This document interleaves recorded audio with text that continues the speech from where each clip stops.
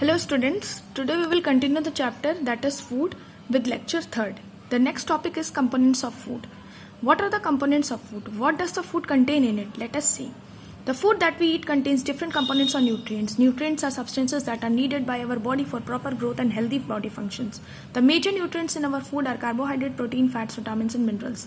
In addition, food contains dietary fibers and water which are also needed by our body. पहले para में ये दिया हुआ है कि हमारे फूड में तरह तरह के न्यूट्रिएंट्स और कंपोनेंट्स रहते हैं. And what are that nutrients? I have already explain in the very first topic, in the very first lecture.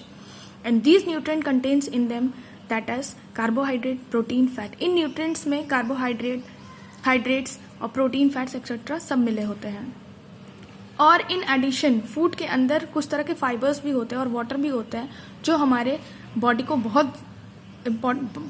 के लिए बहुत इंपॉर्टेंट है और फूड को डाइजेशन में हेल्प करते हैं. Different foods have different nutrients. To get all the nutrients, we must eat variety of food every day. A diet which contains all the nutrients in sufficient quantities is called balanced diet. हर तरह के खाने में तरह तरह के nutrients होते हैं और हमें सब न्यूट्रिएंट्स लेने के लिए we have to eat different type of food. हमें तरह तरह के खाने हर रोज खाने होते हैं.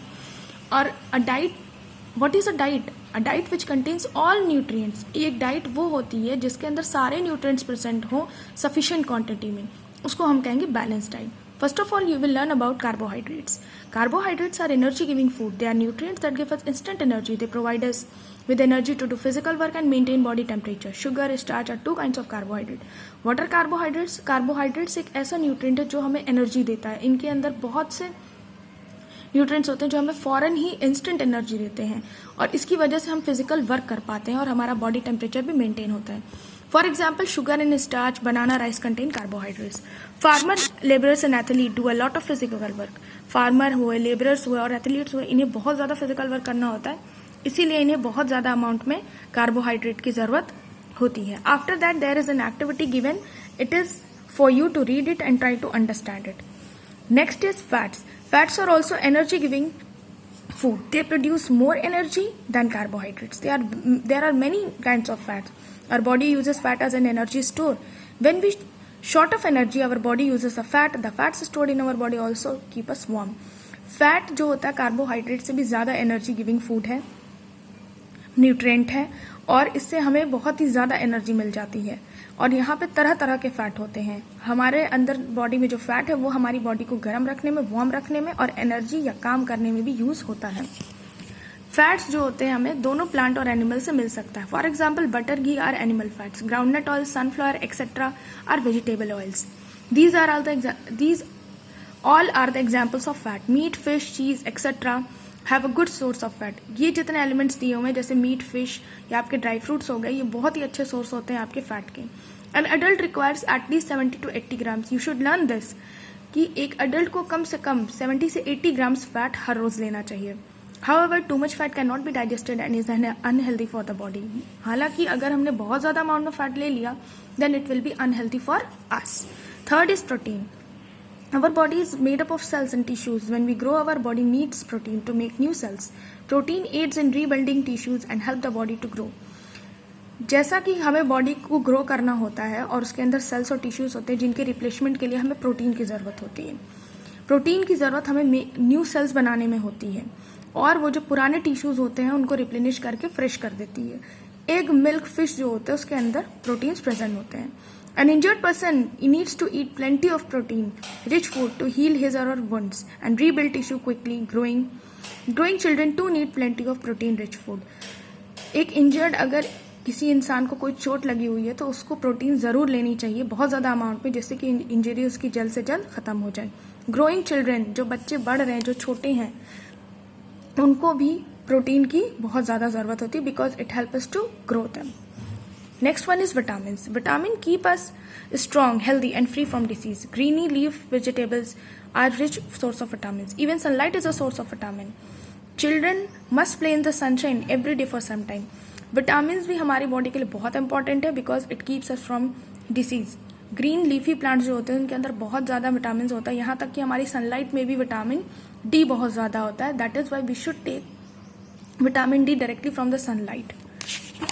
So that is why it is advisable for the children to play for some time in sunlight. Next is minerals. Minerals help in bone, teeth, and blood cells formation and helps in maintaining a normal heartbeat. They also keep us healthy and free from disease. Vegetable, fruit, milk and meat are good source of minerals. Minerals हमारे bone और teeth के लिए बहुत important होते हैं और हमारी normal heartbeat बनाने के लिए. They also keep us healthy और इनकी वजह से हम बहुत सी बीमारियों से बचे रहते हैं. For example vegetable fruit they contain minerals.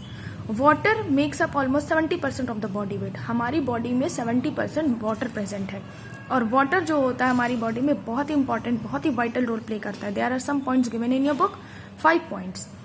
It transport food and please try to learn these 5 points. It transport food, waste, chemicals and gases throughout the body. It helps our body to absorb nutrients from food. It helps in excretion of waste product. It helps to constant body temperature. It is needed for various chemical reactions. पहला ये है कि food और waste chemicals को पूरी body में transfer करने के लिए हमें पानी की जरूरत होती है. न्यूट्रिएंट्स को एब्जॉर्ब करने के लिए भी हमें वाटर की जरूरत होगी. एक्सक्रीशन ऑफ वेस्ट प्रोडक्ट हमारी बॉडी से निकल सके उसके लिए भी हमें वाटर की जरूरत होगी. टेम्परेचर को मेंटेन करने के लिए वाटर की जरूरत है. और दूसरा डाइजेशन, कुछ केमिकल रिएक्शंस जो हमारी बॉडी के अंदर जाता है उसके लिए भी हमें वाटर की जरूरत है. Our body lose a lot of water every day as we breathe, sweat, cry और get rid of our waste. We get water not only from liquids we drink but also from the food we eat. हमारी body से rose water बाहर निकलता है as like we breathe, या फिर जो हमें गर्मी होती है, पसीना होता है और क्राई. तो इसीलिए हमें कहा गया है it is advisable to us to drink lot of water throughout the day. और हमें पानी सिर्फ पीने से ही पानी नहीं मिलता, we can also get water from food like milk, fruit, vegetables, etc. We need to drink at least 2 to 3 liters of water every day. Last one is roughage, जिसका नाम है fiber. Some portion of food we eat cannot be digested by the body and do not provide any nutrient to our body. It is called roughage. कुछ portion food का ऐसा होता है जो हमारी बॉडी डाइजेस्ट नहीं कर सकती और इससे हमें कुछ खास न्यूट्रिएंट भी नहीं मिलता. इसको हम लोग रफेज बोलते हैं और डाइटरी फाइबर्स बोलते हैं. It forms an important part of our diet और ये भी हमारी बॉडी के लिए बहुत इंपॉर्टेंट है क्योंकि ये डाइजेशन में हेल्प करता है. There are 3 points are given and you should learn these 3 points. It has no nutritive value but it adds bulk to our food. Since it is not digested, it passes down the entire digestive tract from the mouth to the anus. जैसा कि इसके अंदर कोई भी nutritive value नहीं होती तो ये डाइजेस्ट नहीं हो पाता, लेकिन ये हमारे फूड में मिलके इसे बल्क ज़्यादा कर सकता है. It prevents constipation and necessary for properly. ये डाइजेशन में बहुत हेल्पफुल है. Many doctors believe that high fibre diet reduce heart diseases. बहुत से डॉक्टर्स का ये कहना है कि अगर हमने फाइबर रिच मटेरियल या फूड खाया तो हमें हार्ट डिजीज नहीं होगी. So that's it for today. We will continue in the next lecture. Thank you.